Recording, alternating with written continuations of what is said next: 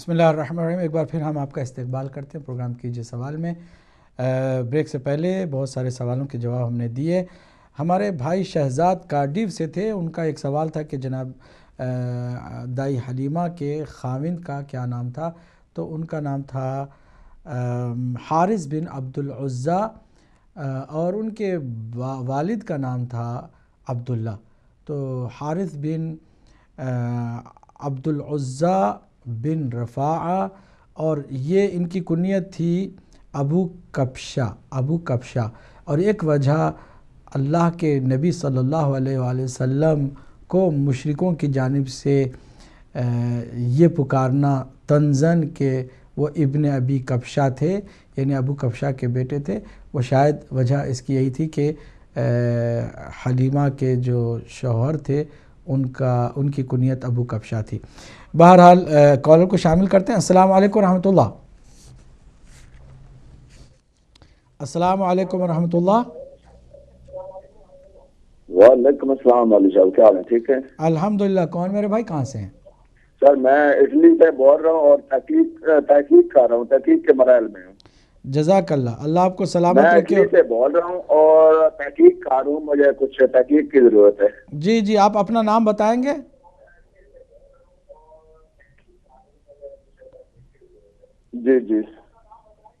جی نام نے میں ابھی نہیں بتاؤں گا، میں کچھ سوال ایک دو تین کرنا چاہتا ہوں، آپ سے پتہ کرنا چاہتا ہوں۔ ٹھیک ہے جناب، فرمائیے۔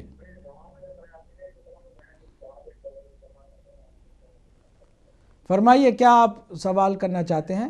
پہلا سوال تو میرا یہ ہے کہ یہ جو مراجع ہیں یہ کون سی مخلوق ہے؟ ان کے پاس علم نہیں ہوتا ہے یا ویسے ہی علم ہے؟ ان کا بنیادی علم ہے؟ ٹھیک ہے،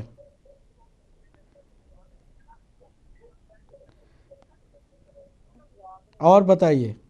کیونکہ جب آپ پر سوال کیا جاتا ہے کوئی مشکل ذرا ہوتا ہے تو آپ کہتے ہیں کہ آپ مراجع سے پوچھیں، اس کا کیا مطلب ہے؟ ویسے تو وہ آپ کو ساری اجازت دے رکھی ہے انہوں نے، پیسوں کے لیے آپ کو اجازت ہوتی ہے، لیکن جواب کے لیے آپ کہتے ہیں ادھر جائیں۔ نہیں، ہم نے تو کبھی ایسا اس طرح نہیں کہا جس طرح آپ فرما رہے ہیں، لیکن سوال کیا ہے آپ کا؟ سوال آگے پوچھیے، سوال کیجئے جناب، آگے بڑھیے۔ جی آگے بڑھیے، اور کوئی سوال ہے آپ کا؟ جی آگے سوال ہے۔ جی فرمائیے۔ یہ پاک ہستیاں جو ہیں ہمارے مولا کے نعت ہیں یا جو امام ہیں، ان کے بارے میں آپ کہتے ہیں کہ ان کی پیدائش ہوتی ہے، لیکن ان کا ظہور جب مولا کے نعت کا ظہور ہوا تو یا اماموں کا ظہور ہوا تو انہوں نے سب سے پہلے سجدہ کیا۔ جی فرمائیے۔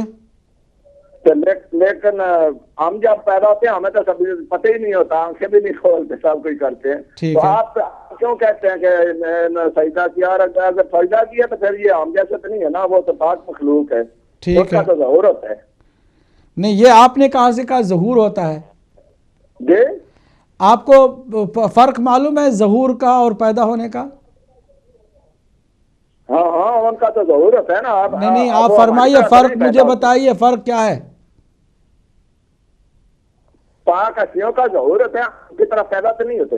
نہیں، میں آپ سے پوچھ رہا ہوں وہی پیدا ہونے۔ فرق یہ ہے جب پیدا ہوتے ہیں تو وہ تو صرف سجدے میں جاتے ہیں، آپ نے سجدہ کیا تھا؟ نہیں بابا، وہ تو فرق ہے، وہ سجدہ کرتے ہیں، وہ جو ان کا عمل ہے جو سب سے پہلے ہوا وہ تو سجدہ ہے، لیکن میں آپ سے پوچھ رہا ہوں کہ پیدا ہونے اور ظہور کرنے میں فرق اگر کوئی ہے تو مجھے بتائیے۔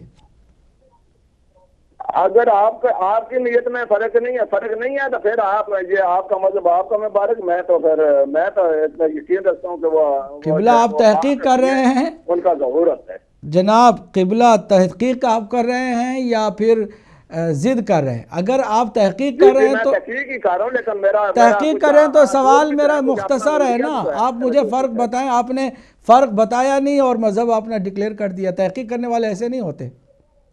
چلیے کوئی بات نہیں، اور کوئی سوال ہے آپ کا؟ اور کوئی سوال ہے میرے بھائی؟ چلیے تحقیق کرنے والے جو ہے وہ کھلے دماغ کے ہوتے ہیں اور کھلی سوچ کے ساتھ آتے ہیں۔ اگلے کال کو شامل کرتے ہیں۔ السلام علیکم ورحمۃ اللہ۔ جی ہلو، السلام علیکم۔ کون، کہاں سے؟ جی میں لندن سے بول رہی ہوں۔ لندن سے؟ جی فرمائیے، کیا نام ہے آپ کا؟ جی میرا نام ہے سعدیہ. میں نے پتہ کروانا تھا کہ میں نے اپنے خاوند کے لیے ہجر جواد کا مجھے تعویذ چاہیے تھا, وہ کہاں سے ملے گا؟ شوہر کے لیے کیا کیسی تعویذ؟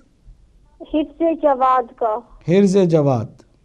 ہاں جی, یا رنگ ہجر جواد کی. ٹھیک ہے ٹھیک ہے, آپ کو مل سکتی ہے. جی وہ کہاں سے ملے گی؟ آپ کسی وقت دن پر اسی کنٹرول روم میں آپ اپنا ٹیلی فون نمبر لکھوا دیجیے, آپ کو مل جائے گی.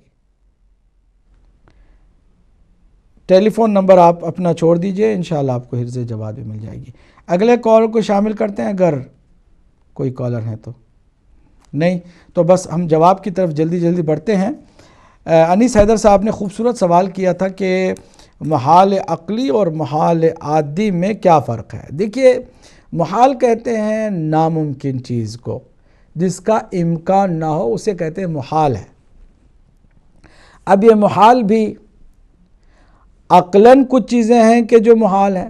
عقلاً محال جو چیزیں ہوتی ہیں وہ کسی بھی صورت ممکن نہیں ہو سکتی. جو محال ہیں وہ محال ہیں, ممکن نہیں ہو سکتی.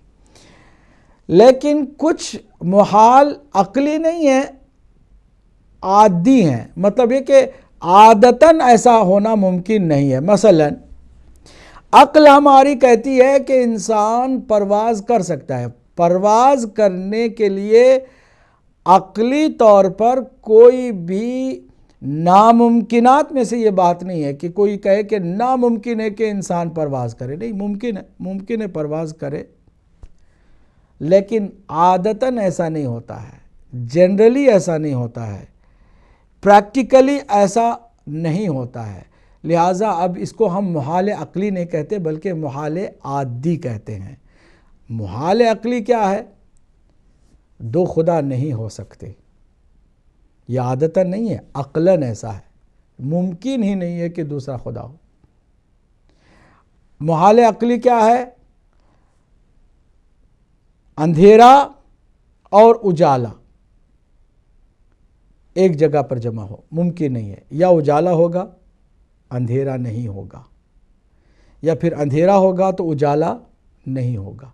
یہ جو نور اور ظلمت کا تضاد ہے یہ عقلی محال ہے کہ دونوں میں جمع ہو, دونوں مل کر کے ایک جگہ پر موجود ہوں. ممکن نہیں ہے. ممکن آپ کہیں کہ کوئی کہ دھیمی روشنی ہے تو پھر اس میں اندھیرا بھی ہے, اجالا ہے تو پھر اندھیرا نہیں ہے. روشنی دھیمی ہو, ایک میچز کی تیلی جہاں ہوگی نا وہ راج کرے گی, کیونکہ وہی اس کی میچز کی تیلی جب تک وہ جل رہی ہے اسی کا راج ہے. اور اندھیرا چاہے کتنا ہی گھٹا ٹوپ ہو وہ اس پر غالب نہیں آ سکتا ہے. لیکن جیسے ہی وہ بجھ جائے گی پھر اندھیرا آ جائے گا. اندھیرا ہوگا تو اجالا نہیں ہوگا, اور اجالا ہوگا تو اندھیرا نہیں ہوگا. یہ محال عقلی ہے. اسی طرح ایک وقت میں دن بھی ہو اور رات بھی ہو, ممکن نہیں. رات ہے تو دن نہیں ہے, دن ہو تو رات نہیں ہے. تو ان تمام ناممکنات کو ہم محال عقلی کہتے ہیں. لیکن جو عادتاً محال لگتا ہے اور عقلی طور پر تو محال نہیں ہے تو اسے جو ہے محال عادی کہتے ہیں. عادتاً بغیر باپ کے بیٹا ہونا, بچہ پیدا ہونا عادتاً محال ہے, لیکن عقلاً محال نہیں ہے, کیونکہ ایسا ممکن ہے. اللہ سبحانہ وتعالیٰ ماں کو ایسی طاقت دے روحانی طور پر کہ وہ کسی بچے کی ماں بنے, جیسے کہ حضرت مریم سلام اللہ علیہا کے لیے اللہ نے کر کے دکھایا. تو وہ عقلی طور پر محال نہیں, لیکن عادتاً یہ ہر کسی کے لیے ممکن نہیں ہے. تو میں سمجھتا ہوں کہ آخری کالر کو آج کے اس پروگرام میں شامل کروں, پھر انشاءاللہ جواب مکمل کر کے آپ سے اجازت چاہوں. السلام علیکم ورحمۃ اللہ. جی وعلیکم السلام مولانا صاحب. میں ابھی ٹی وی دیکھ رہی تھی جی, اور یہ جو صاحب جنہوں نے سوال کیا ہے تو ہمیں آپ پہ فخر ہے اور ہم لوگ دعا بھی کرتے ہیں کہ آپ جیسے مولانا جو ہے نا ہمیشہ ہمارے گھر پہ رہیں, جو ایسے بھگوڑوں کو بھگاتے رہیں. بس مجھے یہی کہنا ہے, کیونکہ یہ عقل کے مطابق جو سوال ہوتے ہیں جو انسان ٹی وی پہ آ کر اتنے اسٹوپڈ سوال کرتے ہیں یہ اپنا آپ بتاتے ہیں کہ ان کے پاس کتنا نالج ہے. جی جی اوکے، تھینک یو مولانا صاحب. بہت شکریہ. اللہ آپ کو سلامت رکھے. ہماری بہن آئی اور ہمارے ناظرین خود اتنے شعور والے ہیں اور اس قدر انہیں اللہ کی جانب سے بصیرت حاصل ہے کہ وہ بغیر اس کے چہرے کو دیکھے سننے والے کی آواز کے ساتھ سوال کا انداز پہچان لیتے ہیں کہ یہ کہاں سے بول رہا ہے اور کیوں بول رہا ہے اور کس طرح کی جہالت کے ساتھ آیا ہے. ہمارے ناظرین الحمدللہ خود شعور والے ہیں، بصیرت والے ہیں. یقیناً ہمیں اپنے ناظرین پر فخر بھی ہے کہ وہ اس طرح سمجھدار بھی ہیں اور سمجھتے ہیں. اور یقیناً آپ ذرا دیکھیے کہ سوال کوئی کرے اور کہے کہ تحقیق کر رہا ہوں، پھر کہے کہ میرا یہ مذہب ہے باقی آپ جانیں، تو پھر تو وہ ضد ہوئی. اور تحقیق کرنے والا کبھی بھی اس طرح کی بات کرتا ہی نہیں ہے کہ یہ میرا مذہب یہ وہ آپ کا مذہب ہے. یہاں بات کرتا ہے دلیل کے ساتھ. اگر دلیل کے ساتھ ہے تو پھر وہ تحقیق ہے، اور اگر ضد ہے اور دلیل نہیں ہے تو پھر وہ تحقیق نہیں بلکہ جہالت ہے. میں کالر کو شامل کرتا ہوں اگر کوئی کالر ہیں تو. نہیں ہے تو مزید ہمارے پاس کچھ ہے ٹائم، ہم چاہیں گے کہ کچھ کالز اگر آ جائیں تو ان کو بھی شامل کریں. آغا حسین صاحب نے ڈیورس کے بارے میں سوال کیا کہ انگلش ڈیورس کسی کا ہو گیا ہے لیکن اسلامی ڈیورس نہیں ہوئی، تو کیا حکم ہے؟ جب تک اسلامی ڈیورس نہیں ہوتی، انگلش ڈیورس سے مسئلہ اپنی جگہ پہ ویسے کا توں رہتا ہے، اس سے کوئی مشکل حل نہیں ہوتی. البتہ مدد یہ ملے گی ڈیورس پڑھنے والے کسی عالم دین کے لیے کہ چلو ایک کام تو قانونی طور پر طے ہو چکا ہے، اب یہ کہ شرعی طور پر بیٹھ کے اس کے صیغے باقاعدہ جاری کرنے ہوں گے. ہمارے ہاں مکتب اہل بیت میں عقل و خرد، منطق، قرآن اور رسول اللہ صلی اللہ علیہ وآلہ وسلم کی سنت پر توجہ دی جائے گی. باقی کسی حکمران کے انداز کو یا اس کے فتوے کو اہمیت نہیں دی جائے گی کہ کوئی نیند میں بھی بڑبڑات دے، طلاق کہہ دے تو طلاق ہو جاتی ہے. پھر مولوی کوئی آئے درمیان میں فائدہ اٹھانے کے لیے کہ جی اب اس کو حلالہ کی ضرورت ہے. کتنی شادی شدہ عورتوں کے ساتھ زنا ہو رہا ہے اسی ملک میں، صرف حلالہ کا بہانہ کر کے. حلالے کی نہ کوئی ضرورت ہے نہ وہ طلاق ہے کہ جو کوئی بے اختیار کسی کے لیے کہہ دیتا ہے یا غصے میں کسی نے کہہ دیا اس کا طلاق نہیں. طلاق کے لیے 7 کنڈیشنز ہیں. پہلے وہ نیت کرے، ارادہ کرے، پھر یہ کہ نارمل حالات میں ہو، وہ مجبور نہ ہو، وہ اپنے صاحب اختیار ہو کر طلاق دینے کی نیت کرے، اور پھر یہ کہ خاتون ان دنوں میں خاص جو پیریڈ کے دن ہوتے ہیں وہ دن نہ ہوں، پھر یہ کہ وہ 2 گواہ کو سامنے رکھے، پھر صحیح عربی کے صیغے جاری کیے جائیں. 7 کنڈیشنز پورے ہوں گے تو تب طلاق ہوگی، ایسے طلاق ہوگی تھوڑی. اور اگر پہلی طلاق ہوگی تو پھر اس کے بعد رجوع ہو، پھر اس کے بعد دوبارہ اسی طریقے سے طلاق ہو، پھر رجوع ہو، پھر تیسری دفعہ بھی کوئی ایسے دین کو مذاق بنا لے، تب جا کے چوتھے مرحلے پر اسے حلالہ کی ضرورت پڑتی ہے. ایسے نہیں کہ فوراً کوئی نیند میں 3 دفعہ کہہ دے طلاق تو 3 دفعہ طلاق ہو گئی. ایسا نہیں ہوتا ہے. ہمارے ہاں طلاق کے لیے بہت مشکل ہے، کیونکہ سب سے زیادہ ناپسندیدہ عمل اللہ کے نزدیک طلاق ہے. عرش الہی ہل جاتا ہے جب کوئی طلاق کسی کو دیتا ہے.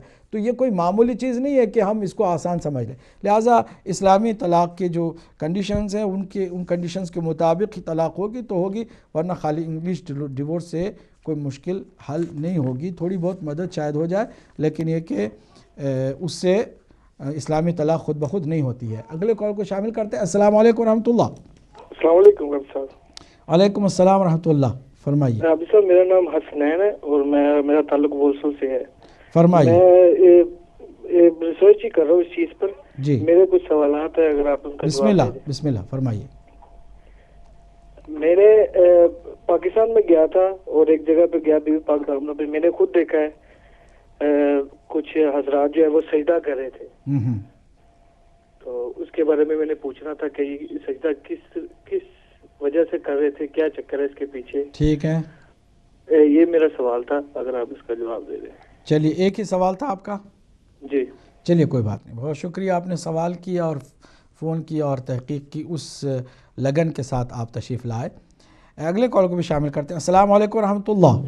وعلیکم السلام ورحمۃ اللہ وبرکاتہ. بسم اللہ سید علی جان شاہ صاحب, بسم اللہ. میری آواز آپ کو آ رہی ہے سرکار؟ بالکل بالکل آ رہی ہے, فرمائیے.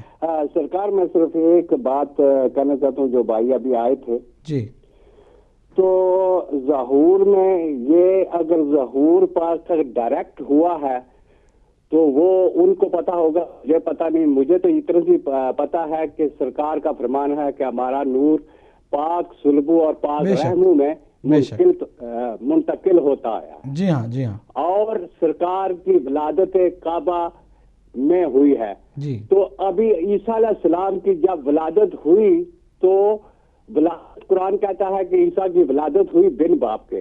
جی, اب جب وہ آئیں گے تو ہم کہتے ہیں کہ وہ ظہور کریں گے, کہ وہ ڈائریکٹ آسمان سے نیچے آئیں گے. جی جی. تو اگر یہ ظہور ڈائریکٹ ہوا ہے ان کا تو اور بات ہے, مجھے ظہور کے لفظ سے کوئی چمبا نہیں ہے.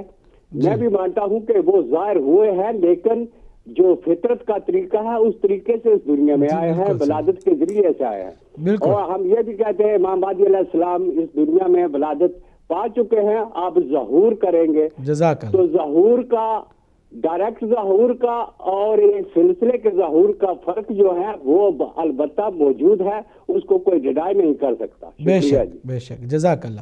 میں بھی شاہ صاحب سوال صرف میں نے کیا تھا کہ بتائیں آپ مجھے فرق کیا ہے کہ ظہور کرنے میں یا ولادت پانے میں, پیدا ہونے میں کوئی فرق ہے تو ہمیں بتائیے.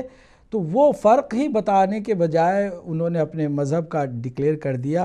بہرحال اللہ ہم سب کو صحیح بات سمجھنے کی توفیق عطا فرمائے. اگلے کال کو شامل کرتے ہیں. السلام علیکم ورحمۃ اللہ. وعلیکم السلام ورحمۃ اللہ وبرکاتہ. جناب مولانا صاحب میں محمد قبول لندن سے بول رہا ہوں. جناب فرمائیے. جناب میں آپ کا پروگرام سن رہا ہوں. حقیقت یہ ہے کہ جو حق کی بات کرے اور جو سچائی کی بات کرے ان کو شاباش دینا کیا ضروری ہے یا نہیں ضروری؟ بالکل ضروری ہے, بالکل ضروری. تو میں آپ کو شاباش دیتا ہوں کہ آپ کے علم کو میں سلام پیش کرتا ہوں اور آپ اسی طرح ہی جواب دیتے رہے تاکہ لوگوں کو پتا چلے کہ اہل علم والے کیسے ہوتے ہیں اور ان کو جواب کیسے دینا ہوتا ہے. کسی کے ساتھ کوئی ناراضگی نہیں ہے, حق کے اوپر کھڑا ہونا اور حق کے ساتھ لوگوں کی بات کا جواب دینا یہ بھی ایک جواب مردی ہے. تو میں آپ کی جواب مردی کو اور آپ کے حق بات کہنے کو سلام پیش کرتا ہوں اور آپ کا شکریہ ادا کرتا ہوں کہ جس کے طریقے سے آپ نے لوگوں کو سوالوں کے جواب دیے ہیں. اسی کے ساتھ جانا چاہتا ہوں اور آپ کو پھر ادب کے ساتھ سلام عرض کرتا ہوں. اللہ حافظ. بہت شکریہ, سبحان اللہ, بہت عمدہ. اور آپ کی ان دعاؤں کا ہی نتیجہ ہے کہ ہم نہایت ہی بے باک ہو کر حق بات کو بیان کرتے ہیں. البتہ حق بات کو شائستہ انداز میں بیان کرتے ہیں. ہمارے اس بھائی کے ساتھ بھی ہماری کوئی دشمنی نہیں ہے, لیکن یہ کہ جب کوئی بات ہوتی ہے عقلی تو ہم اس کو تسلیم کرتے ہیں, اور اگر کوئی ایسے ہی جہالت پر مبنی کوئی بات ہوتی ہے تو ہم کوشش کرتے ہیں کہ شائستہ زبان میں اس بات کو بھی سمجھا دیا جائے, کلیئر کر دیا جائے. اگلے کال کو شامل کرتے ہیں. السلام علیکم ورحمۃ اللہ. جی وعلیکم السلام ورحمۃ اللہ. قبلہ مبشر الکرم قاری. جناب مبشر صاحب فرمائیے. خیریت ہے مولانا؟ الحمدللہ, آپ فرمائیے. قبلہ یہی وہ جو ظہور والی ہے, مقصود صاحب نے بھی ماشاءاللہ اچھا بیان دیا. حضور پاک کا جب اس دنیا سے رخصتی ہوتی ہے تو ان کا فرمان ہے انی تارکن فیکم الثقلین, دو چیزیں جو میں چھوڑے جا رہا ہوں وہ قرآن اور اہل بیت ہے. بے شک. تو ہمیں تو یہ غور کرنا چاہیے نا قرآن اس کے بارے میں کیا کہتا ہے اور اہل بیت کیا کہتے ہیں. قرآن کا فرمان اہل بیت کے خلاف نہیں, اہل بیت کا فرمان قرآن کے خلاف نہیں. بے شک. تو دونوں ہستیوں کا فرمان جو ہے وہ یہی ہے. اللہ تعالیٰ بھی سب انبیاء کے بارے میں قرآن پاک میں کہتا ہے کہ میں نے ان کو پیدا کیا جی, اور زیارت وارثہ جن کا ہم دم پر ہر لمحہ ذکر کرتے ہیں, پڑھتے ہیں ہر شب جمعہ مولا حسین علیہ السلام کی ذریعے پر, تو اس میں فرمان ہے کہ ہمارے پاک روحوں کو جو اللہ تعالیٰ نے منتقل کیا ان پاک رحموں میں لم تنجس کل جاہلیہ, جہالت سے دور رکھا, نجاست جیسی وجہ سے, تو ہم منتقل ہوتے رہے. جو منتقل ہو وہ پیدا ہوتا ہے، جو پیدا ہو کے غائب رہے وہ ظاہر ہوتا ہے۔ جزاک وما علینا الا البلاغ۔ بہت السلام علیکم۔ وعلیکم السلام ورحمۃ اللہ۔ بات آپ نے بھی بہت اچھے انداز میں کر ڈالی، چونکہ ٹائم ہمارے پاس نہیں ہے۔ یہ آخری کالر ہیں جو لیں گے، میرے خیال میں کوئی کالر اگر ہیں تو لے لیں، آخری کالر، پھر اس کے بعد ہم گفتگو کو۔ السلام علیکم ورحمۃ اللہ۔ وعلیکم السلام ورحمۃ اللہ وبرکاتہ۔ سید بسم اللہ۔ بادشاہ معذرت۔ بسم اور اللہ۔ دوسری بات انہوں نے جو کہی کہ آپ کہہ دیتے ہیں کہ مجھے نہیں پتا مراجے سے پوچھو، یہ ایک تو بات ہے کہ ایک تو سادات کا ادب، آپ سید ہیں، ادب کے لحاظ سے بھی ان کا سوال بھائی میرے محترم کا نہیں بنتا تھا، اور دوسرا یہ عادل امام کے ماننے والوں ہی کا ترہ امتیاز ہے، جو چیز علم میں نہیں ہے اپنے علم میں اس کو کہتے ہیں، یہی عدل ہے اصل میں آپ کا، کہ آپ کہتے ہیں کہ آپ مراجع سے پوچھیں، یا جس چیز میں بہت زیادہ اختلافات پیدا ہونے کا خطرہ ہو اس سے بھی آپ مراجع، کیونکہ وہ علم حاصل کر کے اس سٹیج پہ پہنچے ہوئے ہیں جہاں پہ وہ اس کا حت الامکان جواب دے سکتے ہیں۔ بے شک، اور بے شک۔ آپ کا یہ کہہ دینا کہ آپ مراجع سے پوچھیں، یہ آپ عادل امام کے ماننے والے ہیں، اور آپ کا عدل یہی ہے، اور یہی ہمارا دعویٰ ہے کہ جو بات ہمیں نہیں معلوم اس کو ہم نہیں کریں گے، تو اس پر کسی کو اعتراض نہیں ہونا چاہیے، بلکہ اس پر شکریہ ادا کرنا چاہیے آپ کا۔ جزاک اللہ، جزاک اللہ، اللہ آپ کو سلامت رکھے۔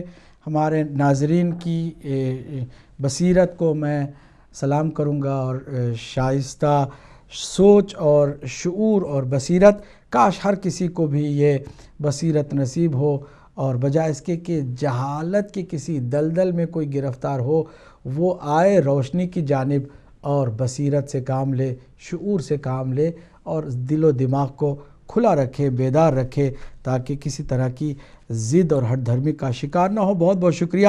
افتخار صاحب بولٹن سے، انہوں نے قرآن مجید کی آیت کا حوالہ دے کر بتایا کہ صحابہ کرام اور ازواج دونوں کی لمٹس کو اللہ سبحانہ تعالیٰ نے بتایا کہ تم اپنے اپنے لمٹس میں رہو، تو کیا ان کا ان ہستیوں کے ساتھ تقابل ہو سکتا ہے کہ جن ہستیوں کے لیے حتیٰ مسجد کے دروازے کھول دیے گئے تھے اور ان کے آنے جانے کو کسی وقت بھی روکا نہیں گیا تھا؟ یقیناً سمجھنے کے لیے یہی بات کافی ہے کہ جو رسول کی آل ہوتی ہے وہ اور ہے، اور جو رسول کے دوست اور یار اور بزم میں بیٹھنے والے ہوتے ہیں وہ اور ہیں۔ امتیوں کے لیے یہ پابندیاں ہیں، کیونکہ وہ بہرحال نجس ہیں، اور وہ بہرحال اللہ کے نبی کی امت کا حصہ ہیں، جو ہر حکم کی تعمیل کریں گے تو نجات پائیں گے۔ لیکن جن کی اطاعت کا اللہ نے حکم دیا ہے وہ اہل بیت اطہار ہیں، محبت کا جن کی حکم دیا ہے وہ اہل بیت اطہار ہیں۔ اگر ہم اطاعت ان کی نہیں کریں گے اور ان سے محبت نہیں کریں گے تو ہمارا بیڑا غرق ہوگا، اور صحابہ کا بھی بیڑا غرق ہوگا، اور ازواج کا بھی بیڑا غرق ہوگا۔ کوئی بھی ان میں سے ایسا نہیں ہے کہ جو کہے کہ نہیں اطاعت اہل بیت کی ہم پر واجب نہیں ہے، ہم اہل بیت کی محبت ضروری نہیں سمجھتے، اپنی طرف سے خود ہی کوئی مقتدا بن جائے اور رہنما بن جائے تو بیڑا اس کا اپنا غرق کرے گا۔ بہت عمدہ آپ نے نتیجہ نکالا، اور یہ بات بالکل بجا ہے آپ نے جو فرمائی۔ علیم صاحب مانچسٹر سے حج کے بارے میں پوچھا کہ کس دن ہم کریں، کنفیوژن ہے، گھبرانے کی کوئی ضرورت نہیں۔ میں نے جیسے کہ عرض کیا کہ اگر حجاز میں کوئی تاریخ ہے تو وہ اپنی جگہ پر ان کے لیے حجت ہے، آپ کے لیے اپنی جگہ پر جو تاریخ ہے وہ معتبر ہے، لہٰذا بدھ کو عید کا دن ہے ہمارے یہاں، تو آپ انشاءاللہ عید کے دن عید منائیے۔ ضیاء سید ساؤتھ ہیمپٹن سے سوال کیا ہے کہ سجدہ ادا کرنے میں عورت اور مرد کے درمیان کیا فرق ہوتا ہے؟ میں چاہوں گا اس پر آپ توجہ کریں۔ دیکھیے، خواتین کے لیے مستحب ہے کہ اپنے پورے بدن کو سمیٹ کر سجدے میں پہنچائے، اپنے وجود کو سمیٹ کر سجدے کی حالت میں جائے۔ تو کئی اپنے بدن کے اعضاء زمین پر ہوتے ہیں، کوئی حرج نہیں ہے، لیکن اس بات کا خیال اس کو بھی رکھنا ہے کہ کم سے کم 7 اعضاء، پیشانی، 2 ہتھیلیاں اور 2 گھٹنے اور 2 انگوٹھے، یہ 7 اعضاء ضرور سجدے پر ہوں. ایسا نہ ہو کہ باقی بدن کے حصے زمین پر ہوں لیکن ان 7 میں سے کوئی ایک چیز زمین سے اٹھ گئی ہو یا زمین پر نہ ہو تو پھر وہ سجدہ نہیں ہے. یہ عورت کے لیے بھی ہے، مرد کے لیے بھی. مرد کے لیے بھی کم سے کم 7 چیزوں کا ہونا ضروری ہے. اگر ناک بھی شامل ہو گئی 8ویں چیز یا کچھ انگوٹھے کے ساتھ انگلیاں بھی شامل ہو گئیں تو کوئی حرج نہیں ہے، لیکن کم سے کم 7 اعضاء کا بدن کے زمین پر ٹہرنا سجدے کی حالت میں ضروری ہے. یہ مرد کے لیے بھی ہے، عورت کے لیے بھی ہے، لیکن مستحب ہے عورت کے لیے کہ زیادہ سے زیادہ سمیٹ کر اپنے بدن کو سجدے میں جائے. بندہ خدا اٹلی سے مراجع کے سلسلے میں جو پوچھا کہ کیا ان کو علم لدنی حاصل ہے؟ نہیں، مراجع اعظام کو نہ علم لدنی حاصل ہے نہ وہ اس کا دعویٰ کرتے ہیں. لیکن میرے بھائی، مکتب اہل بیت کے جو مجتہدین ہیں وہ اپنی ساری زندگی علم اہل بیت اطہار، فقہ اہل بیت اطہار، احادیث اہل بیت اطہار میں وقف کر دیتے ہیں، اپنا پورا وجود اس میں لگا دیتے ہیں. اسی لیے ہمارے کوئی 14-15 سال کا، 18 سال کا، 20 سال کا نوجوان مرجع مجتہد بن کر جو ہے وہ تقلید کے لیے نہیں آتا ہے. ہمارے ہاں اکثر جب واقعاً ان کی تقریباً ایج 70 اور 80 کے درمیان ہو جاتی ہے تب جا کے ہمیں ان کی تقلید کے لیے کہا جائے گا کہ جن کے لیے دیگر مجتہدین نے بتایا ہو، گواہی دی ہو کہ یہ اس وقت ہمارے اندر سب سے زیادہ علم رکھنے والے، سب سے زیادہ تقوی رکھنے والے، سب سے زیادہ دین کے معاملے میں سختی کرنے والے یہ ہیں، ان کی تم تقلید کرو. تب جا کے تقلید ہوتی ہے. جو تقلید کے منکر ہیں وہ اسی طرح کی جہالت میں مبتلا ہیں. جس طرح سے انہوں نے بتایا ظہور ہم کہتے ہیں، پیدا نہیں کہتے. قرآن تو ولادت کا نام دیتا ہے، رسول اللہ اپنی میلاد کی بات کرتے ہیں، تمام امام تو اپنی ولادت کو ولادت کہتے ہیں. اور اگر آج 1400 سال کے بعد کوئی کہے ہم ولادت نہیں کہتے بلکہ اس کو توہین سمجھتے ہیں تو ہم سمجھتے ہیں کہ جو قرآن اور اہل بیت سے ہٹ کر ہے وہ توہین کر رہا ہے ائمہ معصومین کو. فرق جو ہے وہ ولادت کے بعد کا ہے کہ ولادت کے بعد ہم صرف روتے ہیں اور بھوک کے لیے، دودھ کے لیے تڑپتے ہیں، جبکہ وہ ولادت کے بعد اللہ کا سجدہ کر کے ثابت کرتے ہیں کہ ہم مظہر خدا ہیں، ہم صفات پروردگار کا آئینہ دار ہیں اور اللہ کی حجت ہے روئے زمین پر. ہمارا تعلق اللہ سے اور بندوں سے درمیان میں حد متصل، سبب متصل کے طور پر، واسطہ فیض کے طور پر ہے. تو یہ تو فرق تو یقیناً ہے. جو اس فرق کو نہیں مانے گا ہم اس کو شیعہ نہیں مانتے. لیکن خود ولادت کیا ہے؟ ولادت کا لفظ قرآن کا لفظ ہے، قرآنی لفظ ہے، اور رسول اللہ کی حدیثوں میں یہ لفظ آیا ہے اور تمام معصومین نے اس لفظ کو استعمال کیا ہے. اور ظہور کا لفظ جو ہے وہ ولادت کے بعد کہیں غائب ہو پھر ظاہر ہو، جیسا کہ ہمارے 2 عظیم محترم ناظرین میں سے سید علی جان شاہ صاحب نے، پھر اس کے بعد مبشر صاحب نے کارڈف سے آ کے بتایا. یہ تو پیدا ہونے کے بعد، غائب ہونے کے بعد ظاہر ہونے کے لیے ظہور کا لفظ استعمال ہوتا ہے. امام مہدی علیہ السلام دنیا میں آ چکے ہیں، وہ ہیں، ان کی ولادت ہو چکی ہے، لیکن ظہور ان کا نہیں ہوا ہے. جب ظہور ہوگا تو پھر دنیا میں عدل و انصاف کی حکومت قائم ہو جائے گی. تو اب آپ کیا کہیں گے؟ امام مہدی علیہ السلام کی ولادت کے دن 15 شعبان کو آپ کہیں گے امام کا ظہور ہو گیا ہے؟ تو اس سے کیا دنیا میں یہ کنفیوژن پیدا نہیں ہو جائے گی کہ آپ کسی اور امام کو ماننے لگیں کہ جو ظاہر ہو گئے؟ جتنے اس وقت تک امام مہدی جھوٹے ظاہر ہوئے وہ سب کے سب ظاہر ہو چکے ہیں. اب جنہوں نے ان کو ظاہر مانا ہے، ان کے ظہور کو ماننا ہے، وہ تو اصل اہل بیت اطہار کے اس پورے سلسلے سے ہی جدا ہو گئے، کٹ گئے. تو کیا آپ اسی طرح کٹ کے رہنا چاہتے ہیں؟ یا پھر مکتب اہل بیت میں پیروکار بنیں، اطاعت کریں اور صحیح عقل کی بات کریں اور منطق کی بات کریں اور قرآن و سنت سے باہر ہونے کی کوشش نہ کریں؟ ہوں گے تو پھر نقصان اسی کا ہوگا کہ جو قرآن اور اہل بیت اطہار علیہ السلام کو چھوڑ کر اپنی کوئی سوچ کو اہمیت دینے لگا ہے. لہٰذا اور میں نے فرق پوچھا ہے، ویسے آپ کو معلوم ہونا چاہیے. اتنا سب اگر معلوم نہیں ہے تو پھر ہم سوائے افسوس کے کیا کر سکتے ہیں کہ ظہور کا لفظ جو ہے وہ اگر اس کو آپ فارسی میں کہیں گے تو پیدا ہونا کہتے ہیں. پیدا ہونا یعنی ظہور کرنا. ظہور کرنا یعنی پیدا ہونا. لفظ کے اندر بھی کوئی اتنا فرق نہیں ہے، لیکن ولادت کا جو لفظ ہے وہ قرآنی ہے، لہٰذا اس کو استعمال کرنا چاہیے. میلاد، ولادت اور مولود. آپ مولا علی علیہ السلام کو کتنی حدیثوں میں کہتے ہیں مولود کعبہ، کعبے میں جو پیدا ہوئے. ولادت جن کی کعبے میں ہوئی انہیں مولود کعبہ کہا جاتا ہے. آپ کیا کہیں گے پھر انہیں؟ مولود کعبہ اگر مولا علی کو نہیں کہیں گے تو پھر کیا کہیں گے؟ اپنی طرف سے اصطلاح بنا کر کے ایک نیا مذہب قائم کرنا چاہتے ہیں. آپ کو نیا مذہب مبارک ہو، بدعت اور جہالت کے اوپر مبنی مذہب. ہم تو اہل بیت اطہار کے اس مکتب پر چلنے والے ہیں کہ جہاں پر اجازت نہیں ہے کہ کوئی بھی اپنی طرف سے منمانی کرے. نہ لفظوں میں اپنی طرف سے کوئی منمانی کرے، نہ عمل میں کوئی منمانی کرے، نہ عقیدے میں اپنی طرف سے منمانی کرے، نہ عمل میں کوئی منمانی کرے. امید ہے کہ ہمارے بھائی اگر تحقیق کی نیت سے آئے تھے تو اللہ سبحانہ وتعالی انہیں توفیق دے، تحقیق کریں، ساتھ ہی ساتھ شرعی معاملات میں مراجع اعظام کی تقلید کریں. یہ بہتر ہے.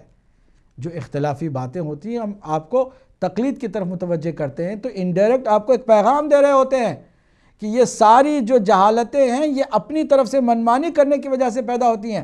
اگر انسان تقلید کرنا شروع کر دے تو منمانیاں ساری ختم ہو جائیں گی اور اپنے مجتہد کے فتوے کے مطابق وہ عمل کرنا شروع کر دے گا اور اطاعت کی عادت ہو جائے گی. تو امام کے ظہور کے بعد بھی ہم آسانی کے ساتھ مولا امام مہدی علیہ السلام کی اطاعت کریں گے، ورنہ وہاں پر بھی ضد کرنے لگ جائیں گے. ہم امام مہدی علیہ السلام کے بارے میں بھی اپنے خیالات کو ایسے تراش کے بیٹھے ہوئے ہیں کہ ہمارے خیالات کے مطابق ہوں گے تو پھر وہ امام ہوں گے، اگر ہمارے خیالات سے ہٹ کر ہوں گے تو کیا ہوگا؟ انکار کر دیں گے، دجال کے لشکر میں چلے جائیں گے. امام کا کوئی نقصان نہیں ہوگا. لہٰذا اطاعت اور پیروی کرنا اور تقلید کرنا اس کو ہم اہمیت دیں اور جہالت کو تحقیق کا نام نہ دیں.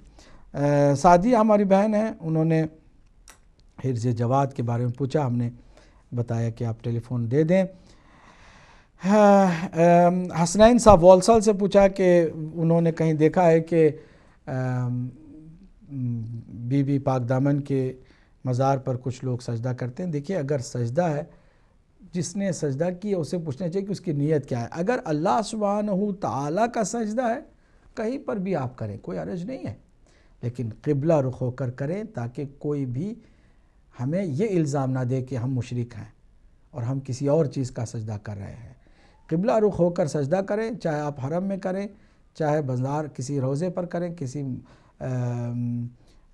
عظیم ہستی کی قبر کے پاس کریں، لیکن قبلہ رخ ہو کر سجدہ کریں. اور اللہ سبحانہ وتعالیٰ کے علاوہ کسی کا سجدہ جائز نہیں ہے.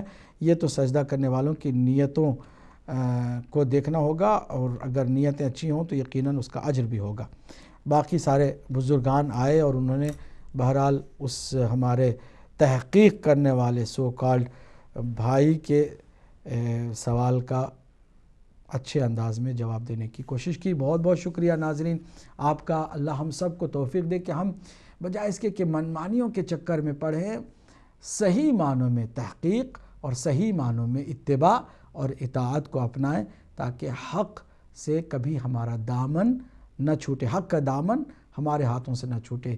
اللہ سبحانہ وتعالی ہم سب کو امام کا صحیح معنوں میں منتظر اور امام کا عاشق اور محب قرار دے اور امام کی ظہور میں جلد سے جلد تعجیل فرمائے تاکہ ہم امام کی اس عالمی حکومت کو اپنی نگاہوں سے، اپنی آنکھوں سے دیکھ سکیں. وآخر دعوانا ان الحمدللہ رب العالمین. والسلام علیکم ورحمۃ اللہ وبرکاتہ.